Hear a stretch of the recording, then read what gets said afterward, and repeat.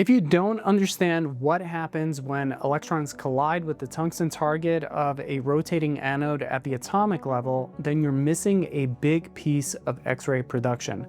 My name is Lazar Lazarovsky. I've been a radiologic technologist since 2005. I'm the host of the RadTech Live podcast and the creator of the 21-day Registry Review Challenge, a focused and highly structured course that's taught by 42 instructors following the ARRT specifications outline to help students reduce overwhelm and learn everything they need to know as they prepare for the registry. Today, I'm going to be covering target interactions and more specifically, what happens on an atomic level when those accelerated electrons from the cathode end hit the tungsten target on the rotating anode. We'll also cover the emission spectrum used to measure the impact of those interactions and the factors that affect them. Now, just as a reminder, all of the concepts that you need to remember is included below this video with a link to a digital way of creating your own flashcards, along with a link to a free exam with registry-style questions based on the material we'll be covering today. All right, with that said, let's begin with target interactions. There are two kinds, Bremsstrahlung and characteristic radiation. Let's look at the first one. Bremsstrahlung comes from a German word that means breaking radiation. That name is a perfect way to describe this type of target interaction because, as you can see here in this diagram, the accelerated or projectile electron slows down or breaks as it passes near the nucleus of a tungsten atom. And what causes it to, number one, pass by the positively charged nucleus in the first place, and number two, slow down or break as it passes by, is the fact that the electrons are negatively charged. And as we know, there's always an attraction between a negative charge and a positive charge. Now, when the electrons slow down, they also lose some of their kinetic energy. This is true of anything going fast. It needs to slow down before making the turn. That loss of energy while slowing down is released as an X-ray photon. Bremsstrahlung radiation makes up anywhere from 80 to 90% of the X-rays coming out of our X-ray tube. So when you make an exposure, most often than not, this is the type of X-ray you're producing. As an illustration, you can think of Bremsstrahlung radiation in terms of a hockey player skating down the ice with the puck, eager to score a goal. In this illustration, the hockey player is the fast-moving electron. As the player gets closer to the net, he encounters a defensive player, which causes him to slow down, change direction, and release the puck towards the goal. The defensive player in this case is the nucleus, and the puck that's released is the X-ray photon, or more specifically, Bremsstrahlung X-rays, which can be produced at any energy level. For example, if a technologist is imaging a standing AP lumbar spine, the technique they would use on an average-sized patient would be 81 kVp at 63 MAS. Now, with that technical factor, the electrons accelerated across the tube have the potential of reaching energy levels of 81 keV or kilo electron volts. Now, some interactions will produce lower energy X-ray photons while the highest possible photon energy matches the selected kVp, in this case 81 kilo electron volts. This is something that is visualized on an X-ray emission spectrum graph, which answers two primary questions.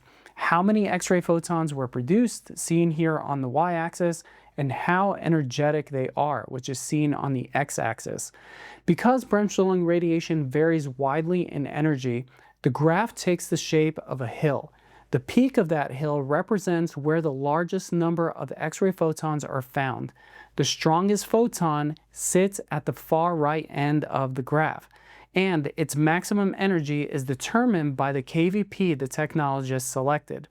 Now, two factors control the energy level of a photon. First is how close the electron passes by the nucleus, and second, how sharply it breaks and turns. The closer it passes, the sharper the break and turn will be, which will result in a higher energy output of the X-ray photon being emitted. It is important to remember, however, that most Bremsstrahlung photons are produced at much lower energies than the maximum. And a useful rule of thumb is that the peak of the hill falls around 1/3 of the selected kVp. So for example, at 81 kVp, that would be roughly 27 keV. Not the energy of every photon, but the energy level where the greatest number of photons tend to cluster. The way you calculate that is by dividing 81 by 3. 1/3 of 81 gives us 27. Now, photons exist above and below that point, though fewer reach the high end of the spectrum. That's why the graph looks the way that it does. In short, the X-ray emission spectrum is a snapshot of all the photons produced during the exposure. The KVP sets the ceiling, that maximum possible photon energy, but most photons will land well below it. And that right there is the distinction that our graph makes visible: potential energy versus actual energy. All right, with that said, let's summarize what we have so far. For a Bremsstrahlung interaction, the electron can lose nearly all or some of its energy. Why? Because it breaks or slows down. As with anything, if you break or slow down, you lose energy. And what happens to that lost energy? It's released as an X-ray photon. How is it measured? It's measured using an X-ray emission spectrum graph. Okay, so that's Bremsstrahlung. The second type of target interaction is called characteristic radiation. With a characteristic interaction, the projectile electron makes contact with an inner shell electron of the tungsten atom at a very high speed. Due to the high-speed impact, the inner shell electron is removed, creating a vacancy. This causes instability within the tungsten atom, and because no one likes instability, including atoms, the vacancy is filled with an outer shell electron dropping down in its place. And that is what causes the release of energy in the form of an X-ray photon, which makes up anywhere from 10 to 20% of our X-rays.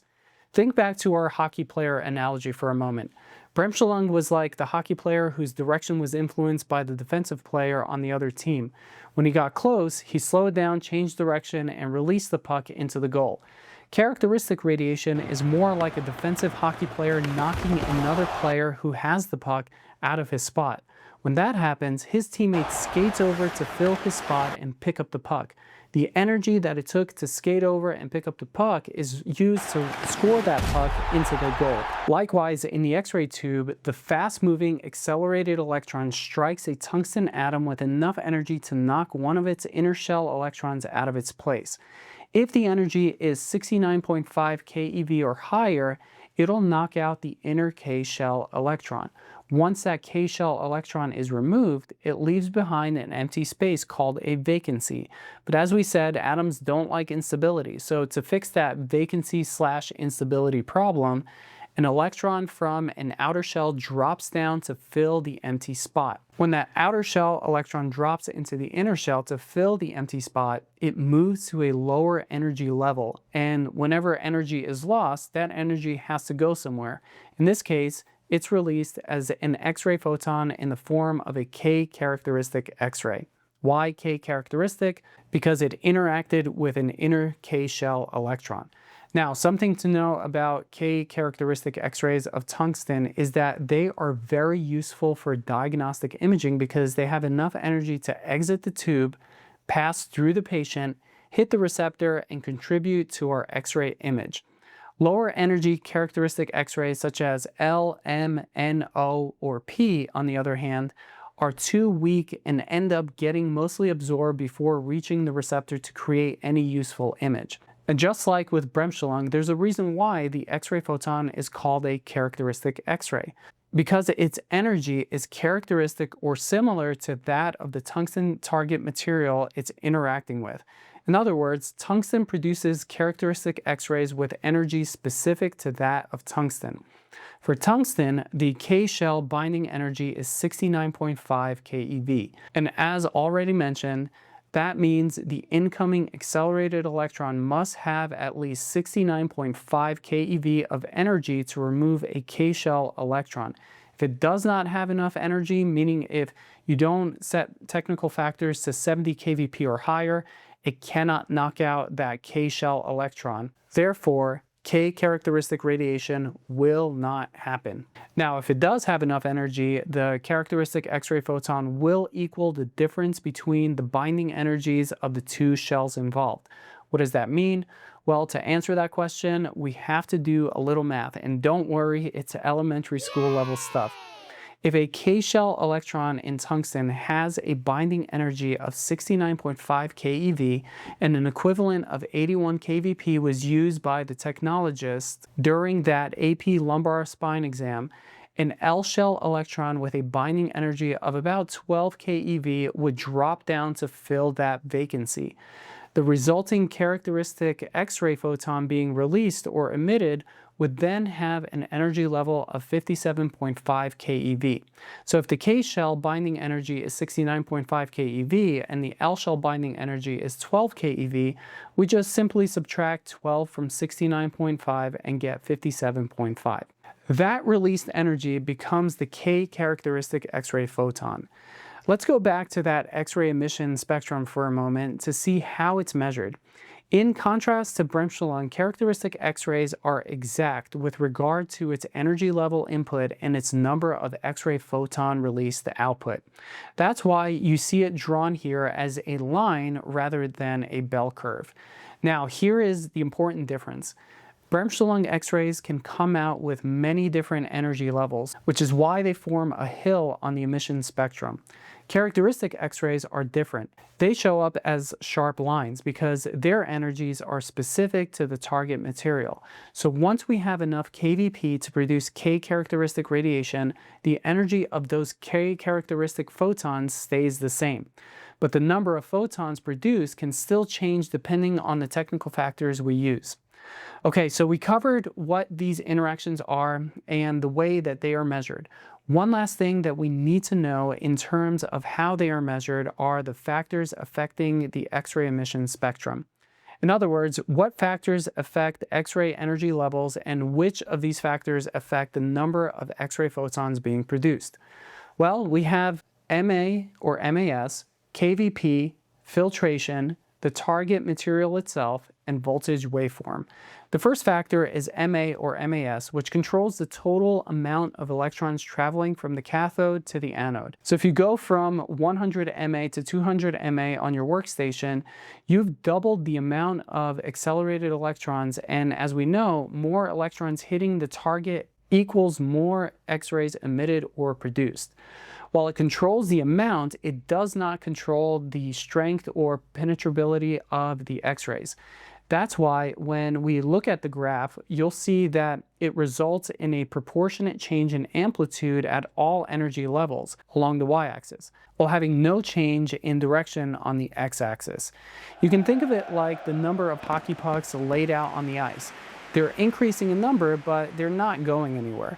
So higher MA/MAS equals more electrons and therefore more X-rays resulting in higher quantity, but higher MA/MAS does not change X-ray energy, so the quality stays the same, unless we add another factor, which brings us to KVP.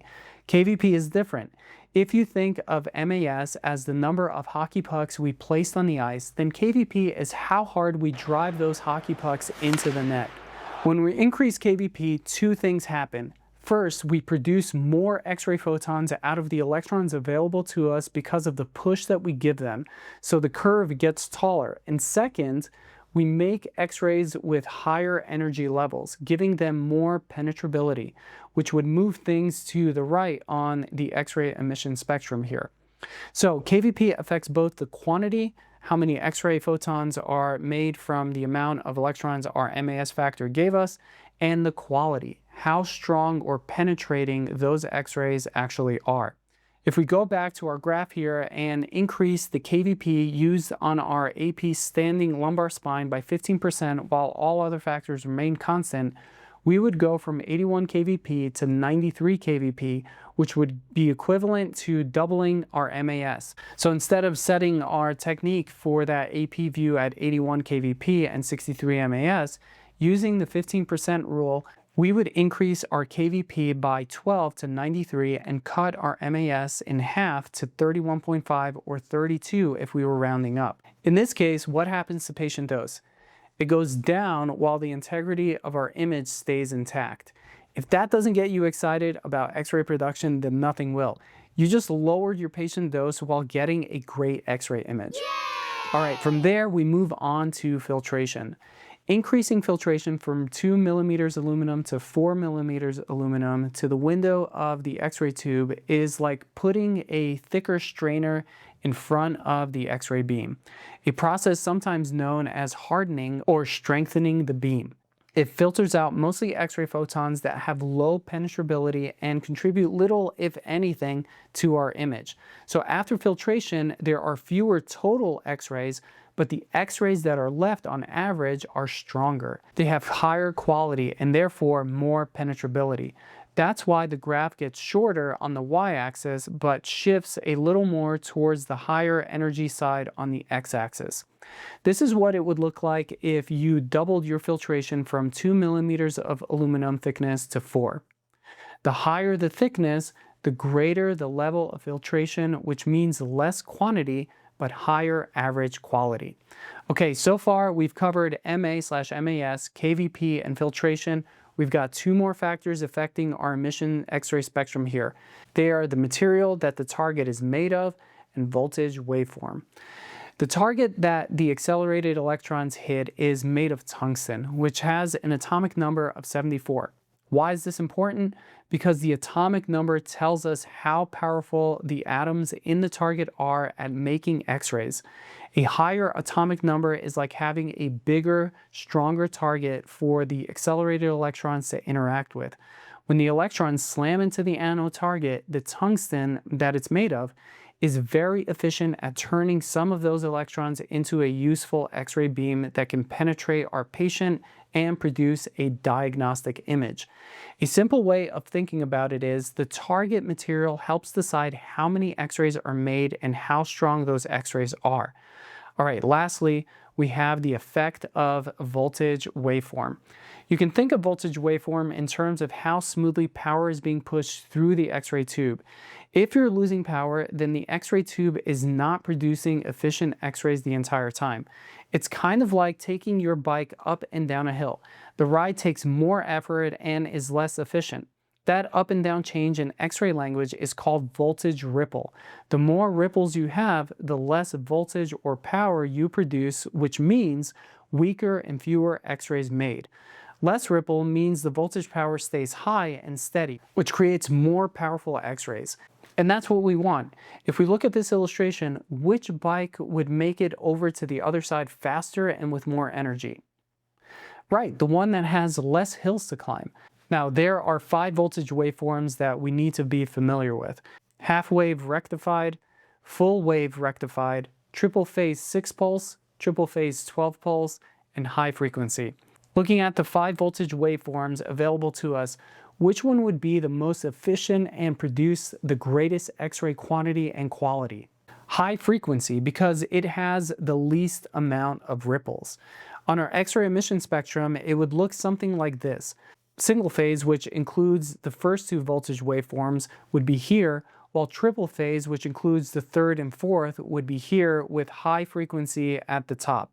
Notice that increasing the voltage waveform also increases the number of X-rays quantity as well as the X-ray energy levels, the quality. All right, and that does it for our lesson. We looked at the 2 target interactions that occur when accelerated electrons hit the tungsten target, namely Bremsstrahlung and characteristic radiation, the emission spectrum used to measure the impact of those interactions, and the factors that affect them, MAS, KVP, filtration, target material, and voltage waveform. In our next lesson, we're going to be taking a look at the magic behind the X-ray beam that we're going to produce. If you want to master the concepts you learned here today, take the free exam provided for you in the link below, teach what you learned here to someone else, and if you need help passing the ARRT registry exam, check out the 21-day registry review challenge at radtechregistry.com. Lastly, don't forget to share this lesson with someone you like, hit the subscribe and notification button, and speaking of like, don't forget to do the same for this video. As always, thanks for watching, and I'll see you in the next one.